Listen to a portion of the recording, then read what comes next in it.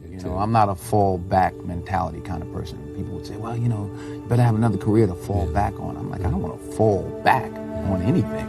If I fall, I want to fall forward. I want to see what I'm hitting. Put God first. Put God first in everything you do. Everything that you think you see in me, everything that I've accomplished, everything that you think I have, and I have a few things, everything that I have is by the grace of God. Understand that. It's a gift.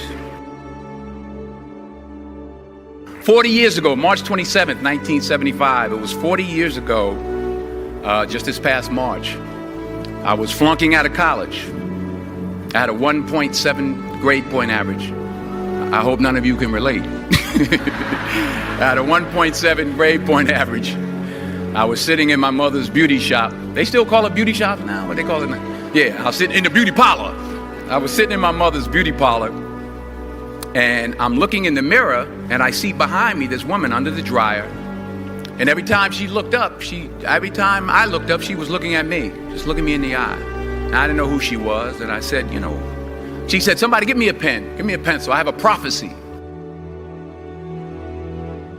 March 27, 1975, she said, boy, you are gonna travel the world and speak to millions of people. Now mind you, I was flunked out of college. I'm thinking about joining the army. I didn't know what I was gonna do, and she's telling me I'm gonna travel the world and speak to millions of people. In fact, like a wise, I'm thinking to myself, maybe she's got something in that crystal ball about me getting back into school next fall. But maybe she was on to something, because later that summer, while working as a counselor at the YMCA camp in Connecticut, we put on a talent show for the campers. And after the show, another counselor came up to me and asked, had you ever thought about acting? You're good at that. So when I got back to Fordham that fall, I got in and I changed my major once again for the last time. And in the years that followed, just as that woman prophesied, I have traveled the world and I have spoken to millions of people through my movies. Millions who up till this day couldn't see me, who up till this day I couldn't see while I was talking to them, and they couldn't see me, they could only see the movie. They couldn't see the real me. But I see you today, and I'm encouraged by what I see. And I'm strengthened by what I see. And I love what I see. But that's not the most important thing, the success that I had. The most important thing is that what she taught me and what she told me that day has stayed with me since. I've been protected. I've been directed. I've been corrected. I've kept God in my life, and it's kept me humble. I didn't always stick with him, but he always stuck with me. So stick with him in everything you do. If you think you want to do what you think I've done, then do what I've done. I found that nothing in life is worthwhile unless you take risks. Nothing. Nelson Mandela said, there is no passion to be found playing small and settling for a life that's less than the one you're capable of living. Now, I'm sure in your experiences in school and applying to college and picking your major and deciding what you want to do with life, I'm sure people have told you to make sure you have something to fall back on. Make sure you got something to fall back on, honey. But I never understood that concept, having something to fall back on. If I'm going to fall, I don't want to fall back on anything except my faith. I want to fall forward. I figure at least this way I'll see what I'm going to hit. Fall forward. Reggie Jackson struck out 2,600 times in his career, the most in the history of baseball. But you don't hear about the strikeouts. People remember the home runs. Fall forward. Thomas Edison conducted 1,000 failed experiments. Did you know that? I didn't know that. Because the 1,001st was the light bulb. fall forward. Every failed experiment is one step closer to success. Fail big. That's right. Fail big. Today is the beginning of the rest of your life, and it can be very frightening. It's a new world out there. It's a mean world out there, and you only live once. So do what you feel passionate about. Take chances professionally.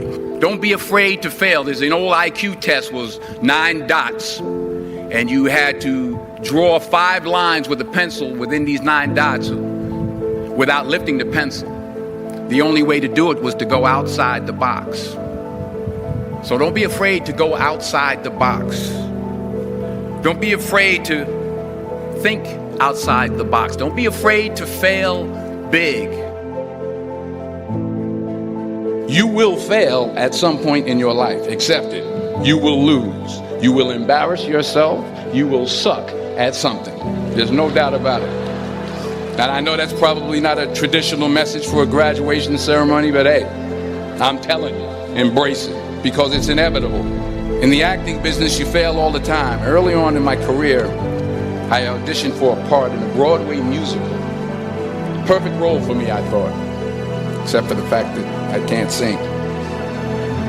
So I'm in the wings, I'm about to go on stage, but the guy in front of me, he's singing like Pavarotti. He's just, and he's just going on and on and on. And I'm just shrinking. I'm getting smaller and smaller. So they say, oh, thank you very much, and you'll be hearing from us. So I come out with my little sheet music, and it was Just My Imagination by the Temptations. That's what I came up with. So I hand it to the accompanist, and she looks at it and looks at me and looks out at the director and was like, nice. So I start, I'm going to sing. I'm like, it's just my imagination once again, and then coming away with me. And I'm not saying anything, so I'm thinking I'm getting better. So I just start getting into it. It was just my imagination. Running. This, thank you. Thank you very much, Mr. Washington. Thank you. So I assumed I didn't get the job.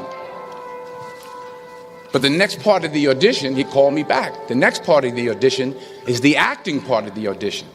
So I'm like, hey, okay, maybe I can't sing, but I know I can act. So they pair me with this guy, and again, I didn't know about musical theater. And musical theater is big, so they can reach everyone all the way in the back of the stadium. And I'm more from a realistic, naturalistic kind of acting where you actually talk to the person next to you. So I don't know what my line was. My line was, well, hand me the cup. And his line was, well, I will hand you the cup, my dear. The cup will be there to be handed to you. And I said, oh, okay. Well, should I give you the cup back? Oh, yes, you should give it back to me, because you know that is my cup and it should be given back to me. I didn't get the job. But here's the thing. I didn't quit. I didn't fall back. I walked out of there to prepare for the next audition, and the next audition, and the next audition. I prayed. I prayed. And I prayed.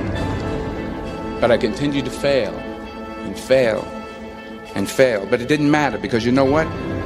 There's an old saying, you hang around the barbershop long enough, sooner or later you're going to get a haircut. So you will catch a break, and I did catch a break. Last year, I did a play called Fences on Broadway. Someone talked about it. Won the Tony Award. And I didn't have to sing, by the way. But here's the kicker. It was at the Court Theater. It was at the same theater that I failed that first audition 30 years prior. The point is, every graduate here today has the training and the talent to succeed. But do you have the guts to fail? Because taking risk is not just about going for a job. It's also about knowing what you know and what you don't know. It's about being open to people and to ideas. In the course of the film, the character I play begins to take small steps, small risks. He very, very, very slowly begins to overcome his fears. And I feel ultimately his heart becomes flooded with love. And I can't think of a better message as we send you off today. To not only take risks, but to be open to life, to accept new views, and to be open to new opinions. To be willing to speak at a commencement at one of the best universities in the country, even though you're scared stiff. While it may be frightening, it will also be rewarding. Because the chances you take, the people you meet, the people you love, the faith that you have, that's what's going to define you. If you don't fail, you're not even trying. I'll say it again. If you don't fail, you're not even trying. My wife told me this great expression. To get something you never had, you have to do something you never did. Les Brown's a motivational speaker. He made an analogy about this. He says, imagine you're on your deathbed, and standing around your deathbed are the ghosts representing your unfulfilled potential. The ghost of the ideas you never acted on. The ghost of the talents you didn't use. And they're standing around your bed, angry, disappointed, and upset. They say, we came to you because you could have brought us to life, they say. And now we have to go to the grave together. So I ask you today, how many ghosts are going to be around your bed when your time comes? You've invested a lot in your education, and people have invested in you. And let me tell you, the world needs your talents, man, does it ever. I just got back from Africa like 2 days ago.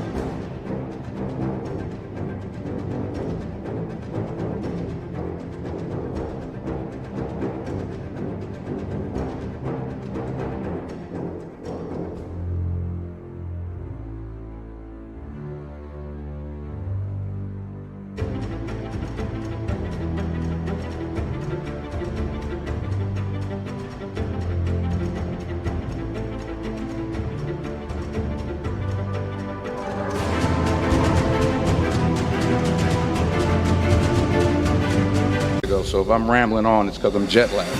I just got back from South Africa. It's a beautiful country, but there are places there with terrible poverty that need help. And Africa is just the tip of the iceberg. The Middle East needs your help. Japan needs your help. Alabama needs your help. Tennessee needs your help. Louisiana needs your help. Philadelphia needs your help. The world needs a lot, and we need it from you. We really do. We need it from you young people. I mean, I'm not speaking for the rest of us up here, but I know I'm getting a little grayer. We need it from you, the young people. So you got to get out there. You got to give it everything you got, whether it's your time, your talent, your prayers, or your treasures.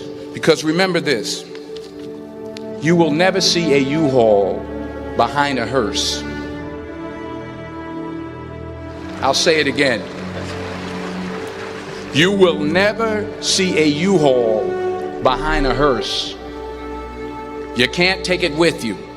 What are you going to do with what you have? I'm not talking about how much you have. Some of you are business majors. Some of you are theologians, nurses, sociologists. Some of you have money. Some of you have patience. Some of you have kindness. Some of you have love. Some of you have the gift of long suffering. Whatever it is, whatever your gift is, what are you going to do with what you have? Dream big. But remember, dreams without goals are just dreams. And they ultimately fuel disappointment. So have dreams, but have goals. Life goals, yearly goals, monthly goals, daily goals. I try to give myself a goal every day. Sometimes it's just to not curse somebody out. Simple goals, but have goals. And understand that to achieve these goals, you must apply discipline and consistency. Without commitment, you'll never start. But more importantly, without consistency, you'll never finish.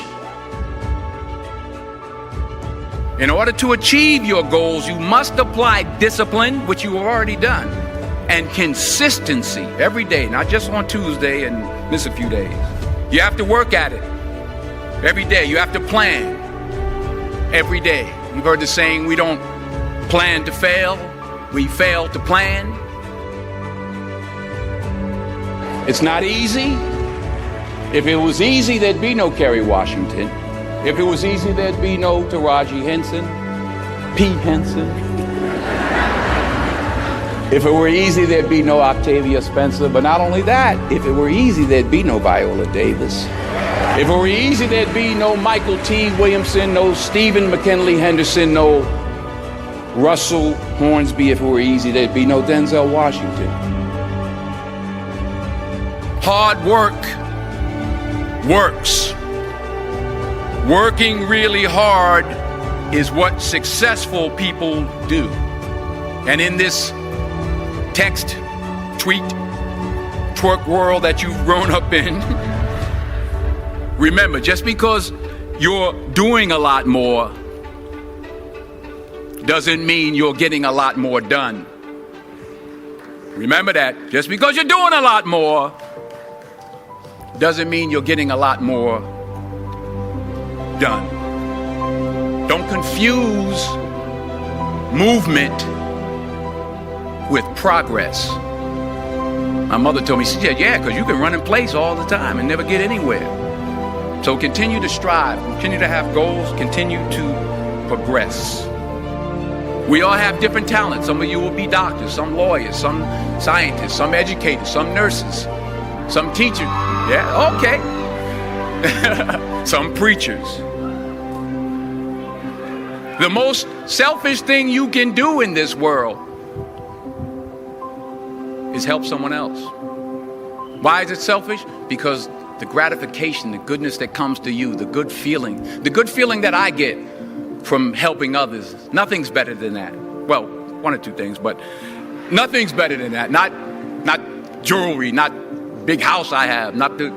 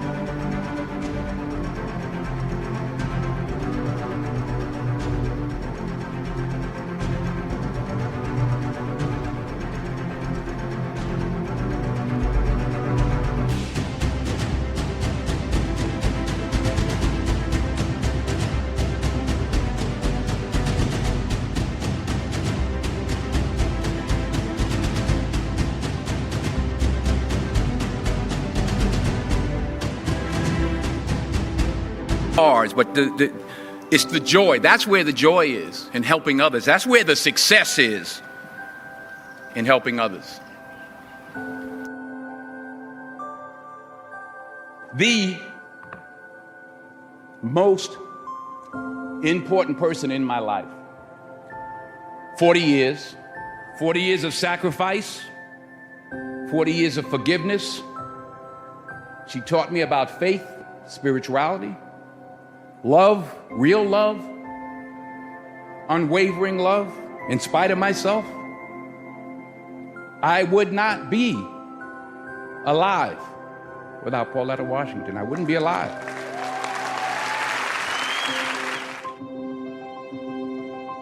Small minds discuss other people, gossip. Good minds discuss events. Great minds discuss ideas. In this Twitter tweet, mean world that we've created for our children, the least we can do is consider what we've done and think about the young people, the future, and individually, collectively do the best we can to try and turn this thing around. I blame no one. I look in the mirror. On the other side of it, what an opportunity we have, because tomorrow's the first day of the rest of our lives. So what an opportunity we have. As I said, I'm a positive person. I think that you have to take what you're given and do something with it. You know, the easiest thing to do is complain about it and give in to that. But I try to turn that into something positive, and so far it's worked for me. What do you think the biggest difference between doing a play and doing, I mean, it's a cliched question, but I'd be interested to know your answer. I think a part of what Viola just said is that you get to dig deeper and you get another day. Right. And you get the energy. You do a movie and it's 200 people that are used to it and they don't care, and everybody's doing their job, and it comes in a theater somewhere and you're picking your nose at home somewhere, clipping your nails. There's no energy. Right. When I was on Broadway 5 years ago with Julius Caesar, I made a decision to sign autographs every night. I don't know what I did. Yeah, it ain't happening this time. No. Only as I rub my knees, only because my knees are bad, it's hard for me to stand. But. And why did you decide to do that? Well, I wanted to say thank you. It was my way of saying thank you. And the first night, it was like 5,000 people out there. I said, okay, wait a minute. Everybody who has playbills from our show. So, yeah, because it was like people were just wandering up the block. I was like, wait a minute. I forgot I'm on, 42nd Street, Times Square. I was like, wait a minute. But honestly, you were signing for weeks. The energy, and I was out there an hour and a half every night, every show. But the energy you got back, the stories, the 5 little old ladies who just drove in from Detroit. And I'm like, well, what y'all doing tonight? They said, we're getting back in the car, baby. We got to go back tonight. And, a little 84-year-old lady was like, baby, if I was 3 years younger. Oh, true story. True story. Then we had, and I say this also, because I hope it happens with this play. We had some high schools come. We had one school from somewhere, I forgot where, and they were doing Julius Caesar. And some young kid was like, well, my Brutus is a bit different. He's more the classic stoic. But it was great to engage and exchange with these young people. There was an energy. I got more from it than I gave to the people that I signed for. That's, you don't get that. The odd thing about success in film is the budgets get bigger, you make more money, but they become more formulaic. Yes. So you don't get the opportunity. So God willing, if I stay around long enough, this is what I'm going to be doing. You're always affected by opinion, but the more opinions there are of you, of me, the less I look at them, because I just can't live my life based upon what other people think about me. So I can't concern myself too much with what other people think. It's just not healthy. I don't think I could continue to do what I do if I was constantly worrying about what somebody thought about it. I pray that you put your slippers way under the bed tonight, so that when you wake up in the morning, you have to get on your knees to reach them. And while you're down there, say thank you for grace.